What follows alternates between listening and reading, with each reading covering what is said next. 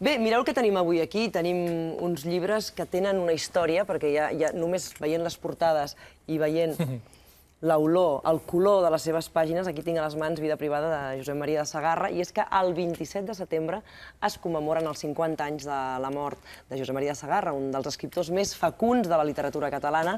Avui no abordarem una obra en particular, Vida privada, citava jo, perquè la tenim aquí, sinó que amb la Laura. Laura, bon dia, ben tornada. Volem parlar d'en Josep Maria de Sagarra com a literat, com a poeta, com a periodista també, que va exercir. És tan prolífic, jo diria que tocava tots els pals, sobretot poeta, va ser un gran poeta, i va tenir teatre poètic també, però com a novel·lista va escriure novel·la, va generar debat sobre la novel·la. Ell reclama en un moment determinat, ell li toca viure un moment en el qual el context, diríem, literari a Catalunya està dominat pel noucentisme.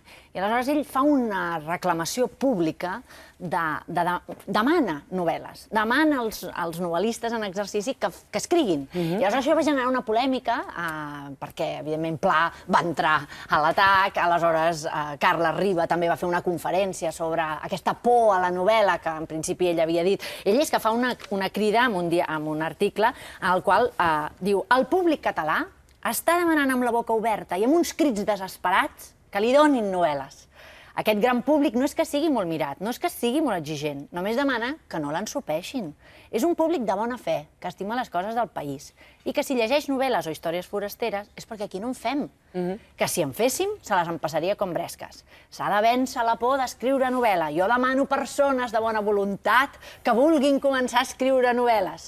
Fem la prova i no ens en penedirem. Això va ser com una mica les cartes del director, que comencen amb un tema i després van apareixent, es van encendre tots els autors de l'època. I aleshores, ell mateix, per exemple, la seva primera novel·la l'escriu a petició a instàncies de Josep Carner. I a més, les seves novel·les són absolutament polèmiques i ell va ser un escriptor d'èxit, ho hem de dir, va ser un escriptor d'èxit. A més, va ser un dels escriptors, ell es defineix com a escriptor periodista.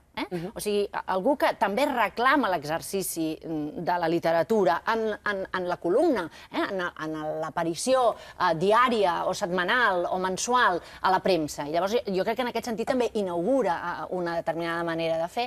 I a més li interessa tot. És que no us penseu que fa crítiques de llibres o que està atent al que Eugeni d'Ors deia, les palpitacions del temps, de la vida barcelonina, perquè és un barcelonista de pro i està molt posat en l'Ateneu, assisteix a tots els actes.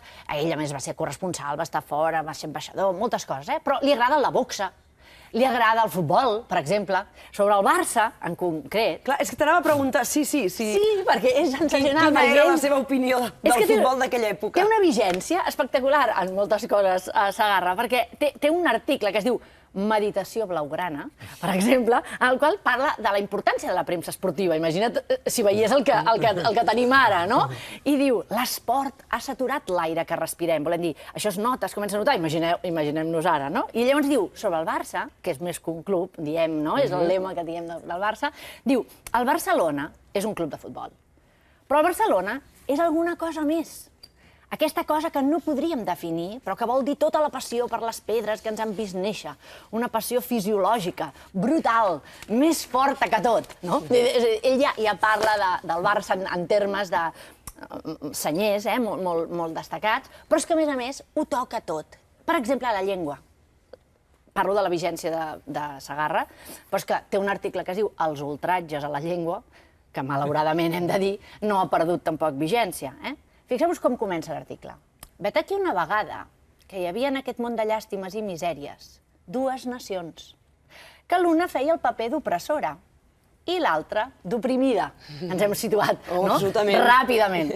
I aleshores parla que la nació oprimida té una llengua, ves per on, i que aquesta llengua li agrada molt, i com que li agrada l'utilitza, perquè no la té allà com per guardar a la vitrina, sinó que la fa servir, i crea, i evidentment intenta que es reprodueixi.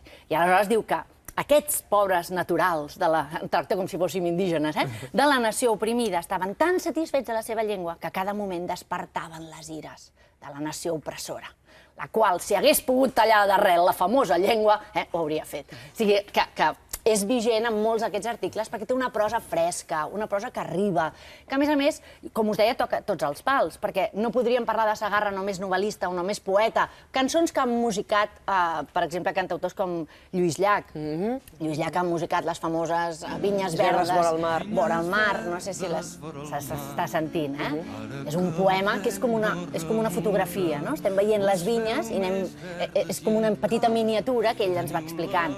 Però Lluís Llach també ha musicat cançons de Rem i de Vela, per exemple. La cançó número 12 també està musicada per Llach. És a dir, que toca tots els gèneres, també les memòries, unes memòries sucoses, perquè té anècdotes per donar i per vendre. També, a part dels articles, la traducció. És algú, Josep Maria de Segarra, que tradueix Dante, per exemple, però també tradueix Molière, però també tradueix Shakespeare. És a dir, que fixem-nos que és una persona que... Un personatge molt complet, en tots els aspectes. Molt complet, en molts dels aspectes, i a més, que, per exemple, d'ell em va dir Josep Pla, en un dels seus homenots, diu: Segarra és un dels escriptors més endinsats a l'entranya viva del nostre país. Llegir una ratlla d'ell, i això que ho digui Pla, té molt de mèrit, llegir una ratlla d'ell és com posar-se un corn de mar a l'orella. La seva ressonància és profunda i dilatada i us hi sembla sentir-hi la unió de la vida del nostre país.